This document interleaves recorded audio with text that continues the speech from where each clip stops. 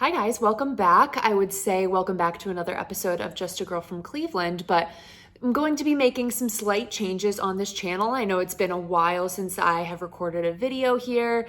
Kind of took the time of the slow season of sports where, there's no Cavs, no Browns, no Ohio State, none of that happening to kind of recharge this summer, but back with football season, right in front of us here, being that it is August 12th when I'm recording this. So lots of exciting things to come, but I'm changing the format slightly of what I've done in the past. So I know obviously I was putting out, more podcast episodes that covered a wide range of topics within one episode. I'm going to be moving towards more topic specific videos. So we'll kind of hit on one specific topic for that video and, get that out. And, the next topic can be saved for another video. I think it's just going to allow me to create some more content and really get it to the people that want to hear that specific topic, because, you might be a Browns fan, but you might not be an Ohio State fan, and you might only want to hear me talk about one of those,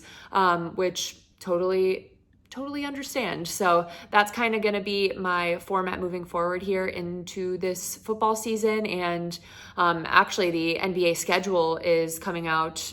Some of it has rolled out today. I don't know if all of the schedule is out quite yet, but as of the time recording this, but that, is on the horizon as well. So I wanted to start today's video with a very important topic that I think has captured the minds of Browns fans for, really the last few months since the draft, but I think specifically over the last few weeks, the conversation has really grown in the national media and then locally how people are feeling as well.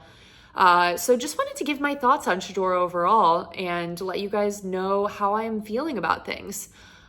So the first thing I wanted to touch on in regards to Shedeur Sanders is this national media narrative that the Browns are somehow trying to sabotage him and, ruin his career because, there's a number of reasons that people have thrown out there for why the Browns might want to do this. I think the most popular one I've seen is that, they drafted Dylan Gabriel ahead of him in the draft. So it would make them look bad if their fifth rounder happened to be better than the third rounder that they drafted and, would make them look dumb, which I think is a ridiculous thing to say, because how often do we see teams not hit on quarterbacks and somehow hit in a different way? There's unconventional ways of getting to the guy on your team.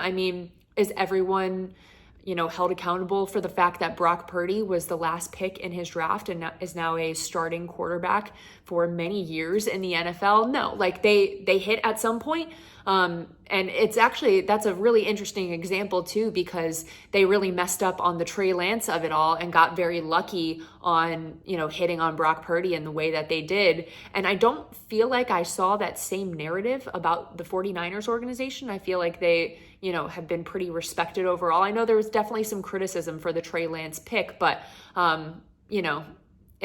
it worked out great for them. They have their franchise quarterback, and that's all people want at the end of the day. So I don't think it would make any sense for the Browns to actively try to sabotage his career just to make them look good.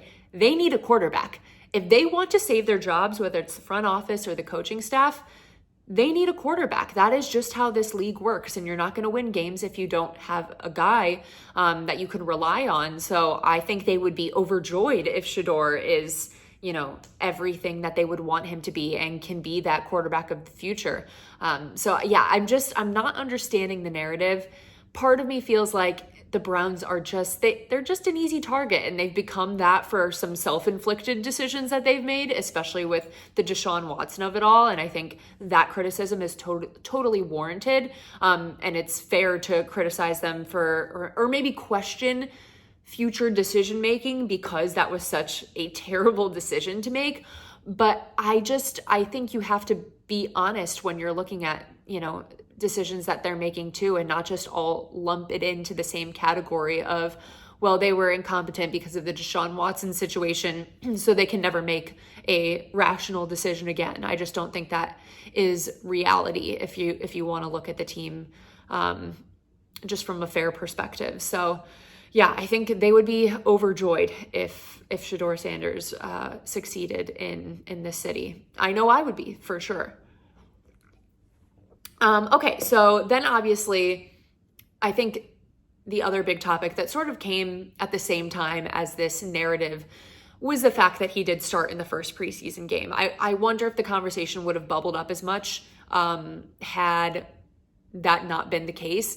And look, I cannot blame the Browns for having to start him in this game, because the thing a lot of people were also saying about the Browns sabotaging him was that he isn't getting first team reps in training camp and in their practices, but then he's starting in this preseason game. Look, they can't help who gets injured in training camp. No team can help who gets injured. That's just kind of the reality of things, that sometimes, players that you maybe aren't quite ready to play yet have to get out there because injuries happen and there's only so many guys on the team. And, that was kind of the hand that was dealt in this situation. So I don't think they were purposefully putting him in a bad situation. I think it just kind of happened with bad timing of the injuries and, having to bring in Tyler Huntley to even have an extra arm to get someone throwing out there.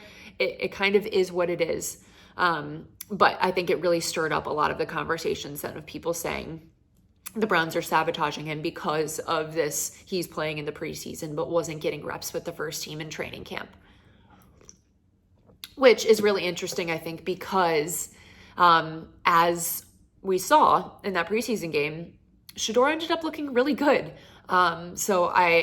It's funny, the sabotage narrative kind of happened and then he looked great. And I didn't see a lot of people backtracking that then, being like, well, I guess maybe the Browns did put him in a position to succeed with the guys that he was out there on the field with. I don't know.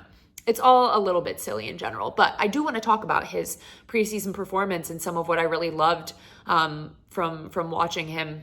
First of all, I think the way that he spoke with the media in general was really promising. He had some great interviews with Aditi where he's a lot more soft-spoken than his dad and was really humble and just wanted to be better. He wasn't, she put out some of those questions about, do you feel like you're being set up to succeed? All those kinds of things. And he was just like, look, I'm not blaming anyone for anything. I just want to go out there and play and do the best I can. And I thought he really handled all of his answers great from that perspective. He had a really interesting interaction with Tony Grossi that I'm sure a lot of people saw, where he went up to him and was like, hey, you write negative things about me. Why have you never said anything positive about me? But he was kind of giggling and joking around with him, patting him on the back too. It was very lighthearted. Tony Grossi was laughing. It seemed like a decent interaction. And I kind of really respected him facing it head on rather than having this like media player butt heads thing just build and build over the years. He kind of just like de-armed him and was like, let's just put it all out there and like see if we can move forward and have an understanding with each other. So I thought that was really good. From a on the field perspective, look, no overreactions from me because it is a preseason game and we have to keep that in mind with, all of the different players that were out on the field. It was also the Carolina Panthers, not one of the best defenses in the league, to say the least.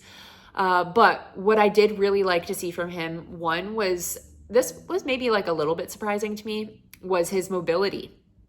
There was a 3rd and 9 play pretty early on in the first quarter where he had to use his legs and looked really great. And, the decision-making was good there. He had a few other good moments like that as well, of just kind of showing off that he does have that ability, which I think will be really valuable in a Kevin Stefanski offense.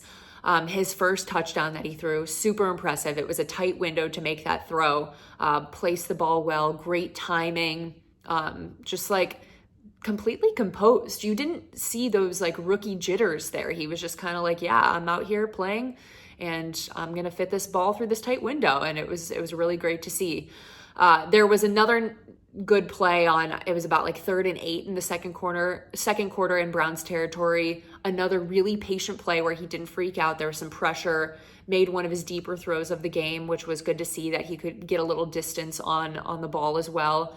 One of my favorite throws of the game was second quarter again to Luke Floria, which is the UDFA from Kent State, local mentor guy as well. Really sad about his injury, because he, I think by all accounts, has been showing out in training camp and then had a nice preseason game. So would have, I would still like to hopefully see him around, but the injury, that could definitely mess with some things. So we will have to see, but love to see his patience there and make, another deep throw. And just, that was an incredible one-handed catch. Like, really nice job by Floria. He was getting the shout out on Good Morning Football for that, which I thought was really cool to see, especially from a UDFA. You don't expect to see those kind of things.